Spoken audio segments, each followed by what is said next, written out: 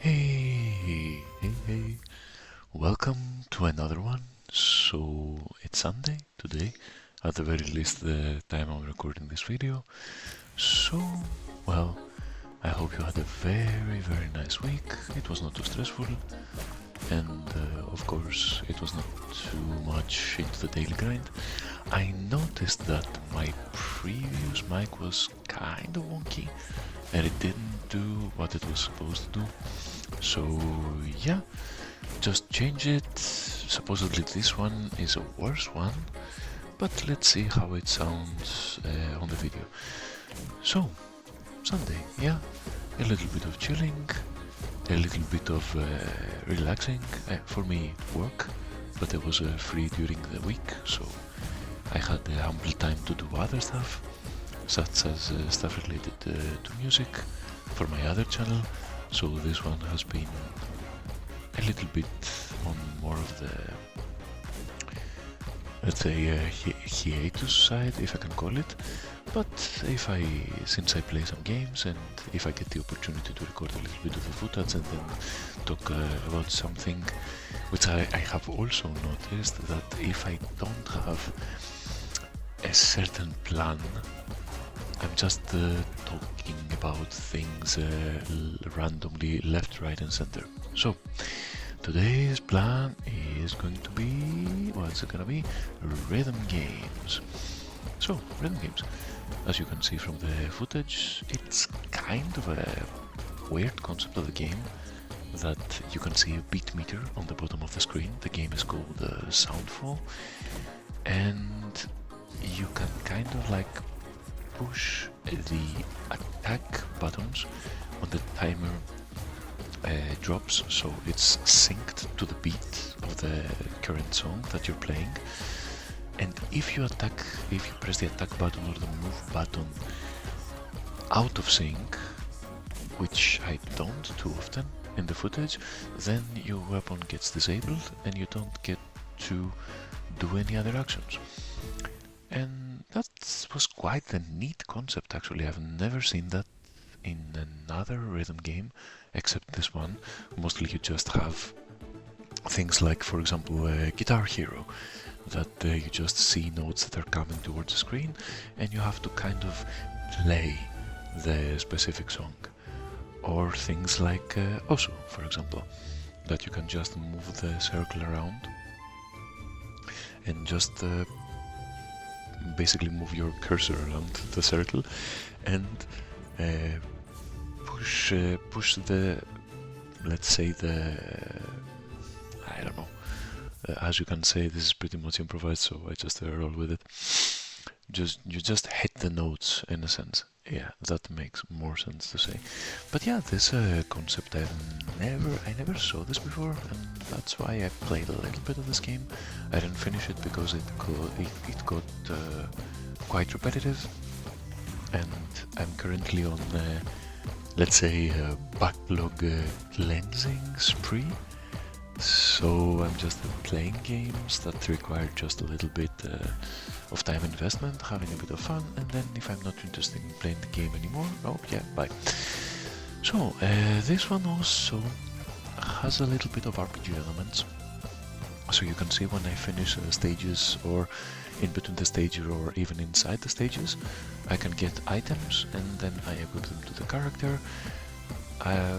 Pretty basic, just a weapon slot, armor slot, and then I think one chest slot, one hand slot, and then another for a trinket or a ring, and that's pretty much it. And a slot for a special weapon for each character, because you unlock different characters as you progress through the game. And also, since I wanted to talk about, this is like an opportunity for me to talk about rhythm games in general, after talking about this one specifically. Rhythm games have been actually quite nice for me, because I really like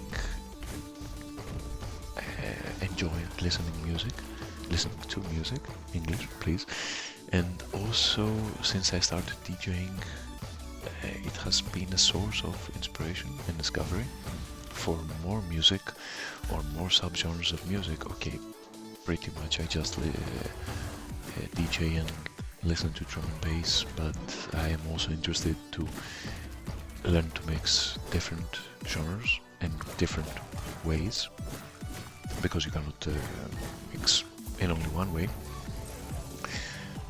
And since I've started DJing, I've played a couple of rhythm games like Spin Rhythm XD, which is a variant of Guitar Hero, but with EDM songs and with a different way, like some note playing is similar, some note playing is done in a different sort. This one, which is called Soundfall, which has a very different way of playing, as I've elaborated before. The Trombone Champ, which is a hilarious game. I totally recommend it. It's super duper hilarious. It's you play famous and well-known songs, but with your trombone, and the whole art style, the whole presentation is amazing. It made me giggle quite a lot. So I've played those three basically, and any other one that I've played, I don't think so. That should be it. But yeah, they serve as a source of inspiration, they serve as a source of discovery, they serve as a source of, like, let's say, okay, well, I want to play something different, so I just play something that will just spice up things. And also, since this is something, I will move like the conversation to something that is a little bit more generic, more general. I've noticed that, okay, in the past, basically I just wanted to play games and use themselves as a proving ground, so as to basically try to prove myself or prove my skills. So I played very hard games like Dark Souls and 100% completion and this and that and whatever. But then this started to become more and more feeling like a job, you know, and feeling like, okay, I have to play in order to prove myself and do things, and yeah, nah.